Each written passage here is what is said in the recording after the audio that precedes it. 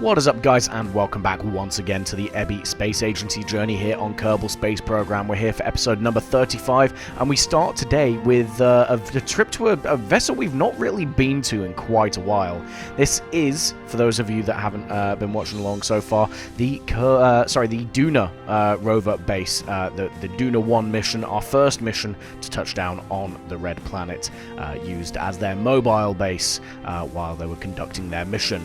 Now, the reason we're jumping in on it, it doesn't have any crew on it at the moment, but it is fully autonomous. As you see there, we're checking our connection back to the KSC.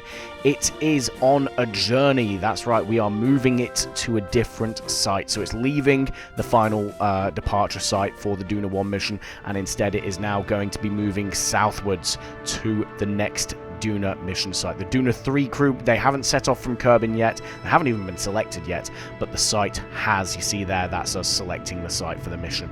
We are aiming for one of the basins. We're aiming for a different biome, basically, for the mission, and yeah, so we've selected our site, and now we're about to set off on a roughly 200-kilometer long journey. Don't worry, we're not going to make you guys watch the entire drive. We've only done the first sort of leg of the journey on this episode. Still a ways to go. And yeah, well, you see there, we have a lot of ground scatter that we need to try and avoid.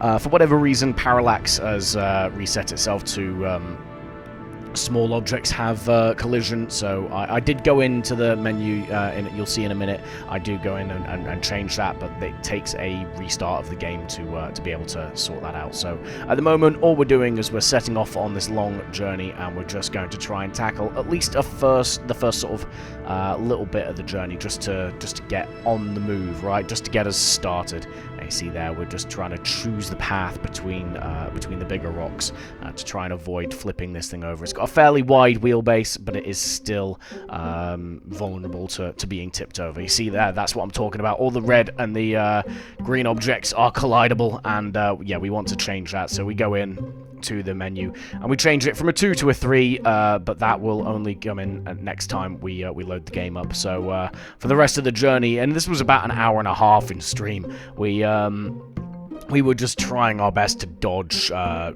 rocks, essentially, trying to pick the path of least resistance, and then well, yeah, basically just whenever we got stuck, just spending about 5 minutes trying to unpin the rover from whatever rock it was stuck on, and eventually we as we were climbing up this hill, we actually had a dust storm roll in. This is part of the volumetric clouds mod, I believe, the new version of it, where you get dust fronts rolling in around Duna. It was really cool atmospherics, really, to drive through.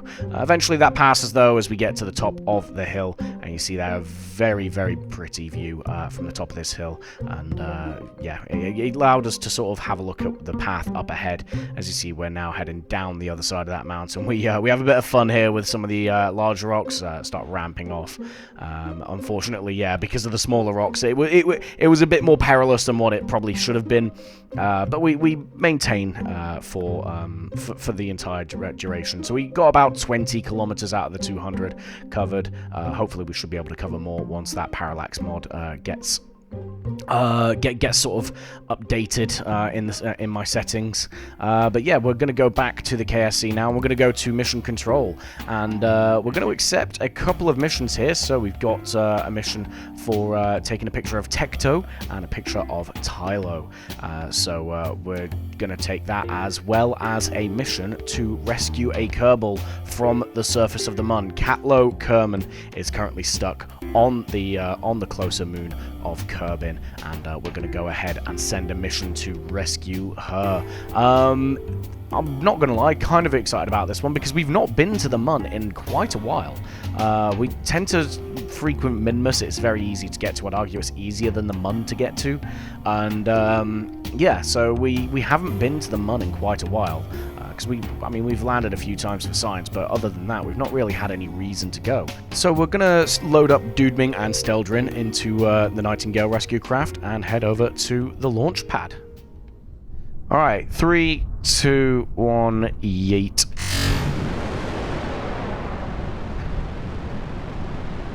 And again, we're gonna go for an even earlier turn. than what we were planning.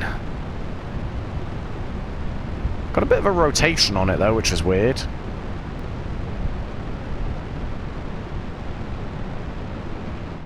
And so, yeah, we get away from the launch pad. There was a sneaky quick load in there, revert to launch, due to a staging issue, but we don't talk about that, right? We don't talk about that. But yeah, we get up into space on the second attempt with no real issues, and yeah, we circularize and set our sights on the Mun.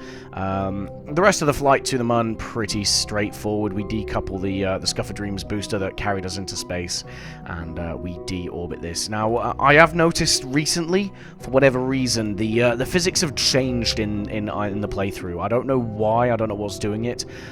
You see, we actually had a lot of fuel left over, so we were trying to kind of aim for the KSP, but we didn't have enough fuel to bring ourselves quite to the stop that we wanted. But this is what I'm talking about with the physics change. So we land down in the water, and then as we let it topple over, well, that happens. It just falls apart. I'm not sure what was going on.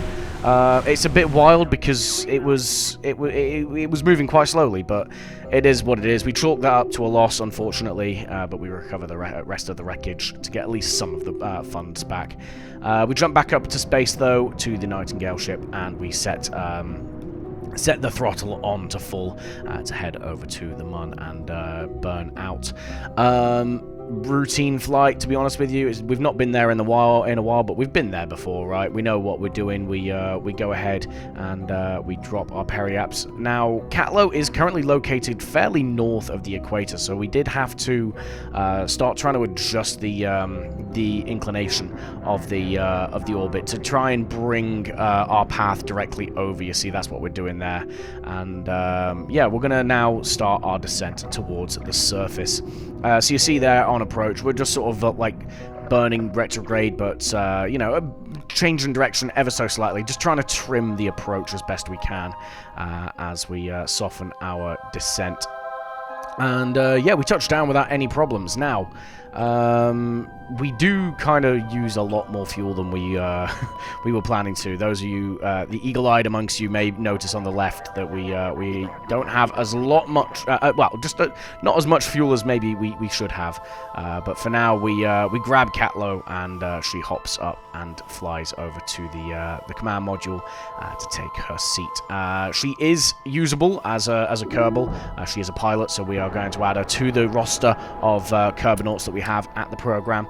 And yeah, from there we take off from the surface, and it's around about here that I realized that we didn't have enough fuel to get back, but we do thankfully have enough fuel to reach orbit, so that's what we're going to go ahead and do now. We burn sort of along our prograde axis and circularize out. We've got an orbit of about 15k in height, so we're safe from mountains and things like that, but we are going to have to try and rescue ourselves from the Mun. So yeah, we circularize there, and we're gonna have to very hastily throw together something to get them back. Now, we were tempted to just build another ship to send for them to hop over, but instead we opted for this flat top probe, which I'll describe a bit more in a minute, but we're gonna head over to the launch pad.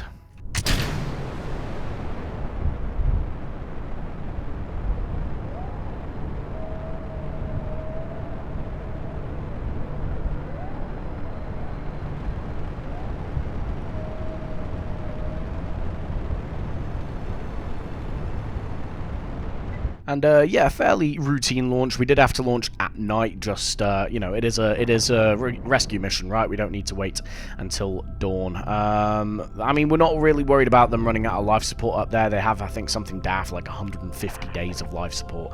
We could have left them there for a while if we really wanted to, but we're not really feeling that mean, so we send this as soon as we can. So you might be wondering what's going on. The reason why we built it this way with a big flat top is there's a wide flat area at the bottom of the Nightingale ship. We're basically going to put flat to flat, fire the engines on the probe, and push the main ship back to Kerbin. So you see here we're just setting up our our rendezvous, and we're having to do it on the Kerbin facing side. So it's been that long in the game mode now that our geosynchronous relay network has basically fallen out of sync, and it's left a pretty big blind spot at this point. So we had to like time our rendezvous. And you see there we're just setting up a maneuver node just to figure out how far we've got to push the ship back, right? And you see there, this is what I'm talking about. We put flat to flat, and we fire the entrance. We quickly realize we can't put flat to flat and fire fully, so we've just got a little bit of thrust from the probe there. And eventually we do get them back and set them up on a free return trajectory, which we are coming towards the end of now. As you see, we do start to re-enter the atmosphere. And yeah, we splash down pretty easily there. No massive issues to speak of, and we get them back. So welcome to the program, Catlow Kerman. And hopefully the rest of your missions go a bit more smoothly. Now, as you sort of clocked there on the alarm clock mod, we have a transfer window to Sarnus. So this is a body that we've not been to before. It's the in-game analog of Saturn from the Outer Planets mod, and we are going to be sending a probe out there. You see, we're taking a look at the Delta V map to figure out exactly how much fuel we need to place in this. And we're going to be making several probes for this, guys. We're not just going around Sarnus, we are going to be visiting its moons. Now, the first one we're going to design is a probe for Tecto, and we're taking a look at the Eve lander here. That's the last time we sent a probe to enter anything with sort of like an actual atmosphere. Like, I don't really count Duna's atmosphere as much of an obstacle. However, Eve very much was. For those of you that remember early days in the series, you may remember us trying to enter Eve's atmosphere. And so we're building a new variant because we have new experiment packages and stuff like that. So we are, yeah, we're basically having a look at a new probe based off it, but we're trying to make it as sort of, how do I say, like, compact as we can, right? So we're sticking the heat shield on the bottom there, and we're actually putting a bit of a drivetrain underneath it, because, well, Tecto is quite a large body, right? So we need to be able to have enough fuel to get around the Sarnus system and set ourselves up on an entry into Tecto's atmosphere. And then we're going to decouple the bottom stage, use the heat shield to ablate away all that plasma heating, and hopefully touch down nicely. So yeah, that's what we're going for with this, and well, I mean, this is nearly done now. So we're going to call it the Fragmo atmospheric probe. So this is the atmospheric variant of the probe, and then we take another quick look at the Delta V map. We did take a look at Slate. However, Slate has a roughly similar Delta V count to land on, but there is no atmosphere to help us brake. So you see here, we're trying to experiment a little bit with different variants of like just different drivetrains, different engines, different fuel outputs, things like that. Obviously, we've designed the normal core that we had for the last probe, and this is where we're starting to like play around with fuel. And in the end, we just kind of came to the conclusion that it's not really going to be achievable while keeping this thing nice and compact, right? So what we're going to do instead is basically just write off Slate as a target. Okay, we're gonna maybe try and hit it later, but we're just gonna go for the other moons. So we are missing Slate, unfortunately, at this juncture. So now what we're going to do is basically just redesign it for all the others. So Elu, Hale, and one of the others, I forgot the name. Ovok, that's it. So yeah, we're gonna have a look and try and hit those instead. We nicknamed that the Fragmo non-atmospheric probe. So we're gonna take all of these in one launch. We see here we've got the tricoupler. We're gonna put 3 of these non-atmospheric variants, and then we're gonna set ourselves up with a central pillar coming up out the middle to basically almost like suspend the Tecto probe above the other 3, right? You see here, that's what we're doing. We then get this weird like tearing issue with the craft file when you try to merge. I don't know what causes it. It frustrates me to no end. So if you do know what the cause is, do let me know in the comments, because it happens all the time, and I have no idea on how to fix it. But you see there, we do attach it all. It is nice and centrally located, nice and secure. We then hide it away in the fairing before then setting up the drivetrain. Plenty of power and plenty of sort of battery and RCS control, things like that. This should be fully self-sufficient before we then obviously stick the very sort of deep space relay satellites on, because this drivetrain is going to act as the mothership for the other probes as they're floating around the system, right? Because we need to maintain communication with the KSC at all times. From there, then we have a play around just trying to see if we can get the Delta V required for a Sarnus transfer. We figure out that we can, in fact, get it with a not using one of those big jumbo fuel tanks. So we basically use that, and then well, this is all still weirdly enough light enough that we can stick a Scuffer Dreams booster on and have it work. And well, that's what we do. We set it all up and we wheel it out to the launch pad, which we're going to go and see now. It's a bit more wobbly than I'd like it to be, but we'll do what we can. Right. Vessel. Pray for me, boys. Yeet. Okay, good.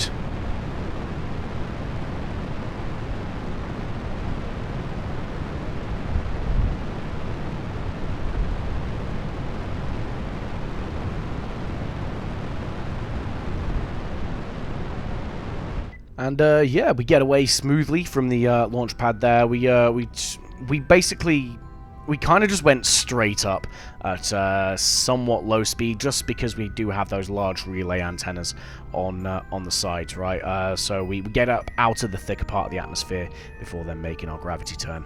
The Scuffer Dreams does just about have enough fuel on board to make the injection burn into orbit. You see there we have about 100 meters per second to spare on that. We then decouple the payload, set up all the sort of satellite dishes and the solar panels, things like that, before we then deorbit the Scuffer Dreams booster. And well, this actually goes better this time. We deorbit fine. We come to a stop in the water, and we basically we do kind of cheese it a little bit. I recover before it can fall over, because until I figure out a fix for that issue, that's just how we gotta recover the boosters, right? We then go back up to the payload. We rename it the Sarnus 1 probe pack, and we then look at setting up our injection burn into well, our transfer burn to Sarnus. We're going to have to do this in two parts, so we get the initial burn out to the altitude, and then we're going to have to basically adjust our inclination, do a plane change maneuver when we get to the, I think it's the descending node of the burn, but yeah, we get that all set up. You see there, we have to do the burn in the night side, so we kind of skip over that in editing, just because, well, I mean, there's not really a lot to look at except for an exhaust lighting up in the night sky, right?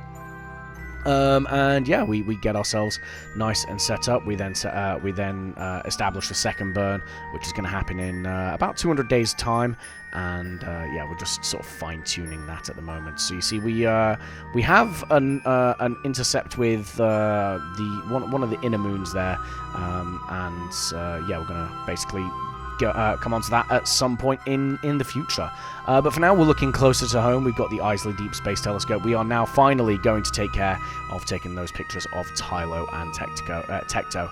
Now, past me was a bit of a dunce and did not pay attention to where he was putting the UI. So unfortunately, you've got the Twitch chat and the Spotify now playing, covering the picture, but I've still got that weird distant object enhancement thing that's going on where it's all grayed out anyway. So to be honest with you, you guys aren't missing all that much.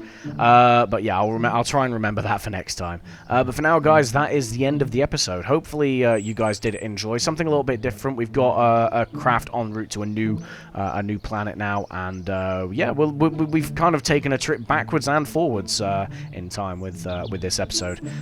So yeah, do leave your thoughts in the comment section below.